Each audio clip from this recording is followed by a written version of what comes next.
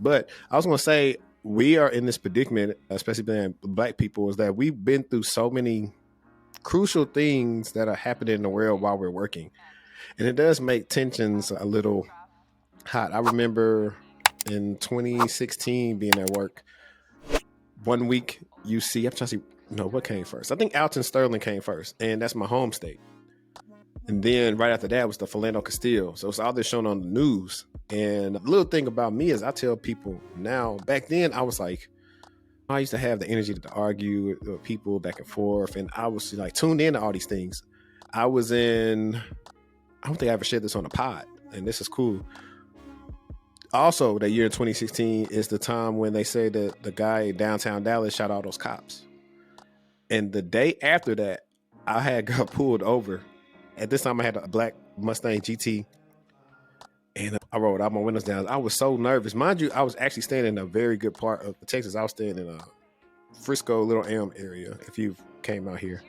So I was really nervous for no reason, but it's because everything I had seen online with the cops that weren't from like my home state has been negative, and it's been tragic. So one of the things I try to tell people is to guard yourself, your heart, your mind, your eyes against tuning in and seeing someone possibly losing their life on camera, because it's very detrimental to your mental health. Because it got to the point where I would like expect these things to happen, and it's not normal to see people die on camera. And I don't think people understand that. And so I will try to tell them like exercise caution. I would prefer like maybe read it, but like to look at it, it does something, and it makes you not want to act correctly if you get pulled over by a cop. And sometimes they're just doing their job. But I started tearing up. I literally feel like I could cry any second now. I think for me, I remember getting pulled over around sometime, maybe like a year or 2 years ago in my neighborhood.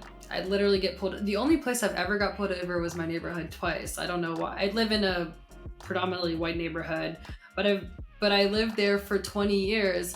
And this was around the time of George Floyd and all of those things happening. And I think the speed limit was like 25, and I probably was going like 30, 35 max. And I got pulled over and I started crying so hard. I was like, I literally feel like, I don't know why, but like I could lose my life. And I was like so polite to the point where the officer was like, is there something going on? And I was like, I just literally don't know what's gonna happen anymore. And I was like, I literally told him, I was like, please. I was like, the smallest things, can I please get my like wallet? It's in my bag right here. I'm gonna go reach for my bag. Like, it's so unfortunate that you have to like think like that now, but I just remember the same feelings, which is just terrible. I was riding with my ex-girlfriend years ago. She got pulled over. We were driving to Houston, matter of fact, and our hometown is Shreveport. So if you go to Houston from Shreveport, you got to take all the back roads. And you have to be mindful that you go through different cities and the speed limits ever changes. So she actually got pulled over, and she was laughing.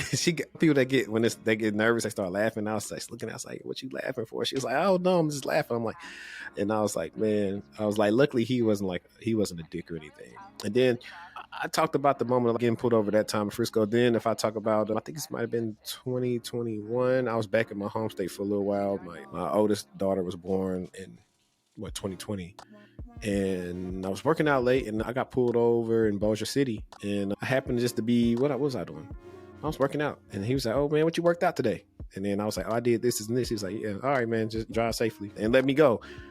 But I'm not like super nervous like when they come behind me no more, because I'm very aware of things that go on in the world. And I do still read about various different things even before all these other things go on. So I'm very aware of it. I just try not to engage into it too much because it gets you fiery. And now I'm a father, and it seems like I was thinking this other day, and I've never said this on the pod, but it seemed anything I watch with like kids, like a show that got like kids with their parents, I'd be like getting emotional at it and just be watching like the stuff, because I envision like them talks like with my daughters when they like get older and all that different crap, and it's just crazy.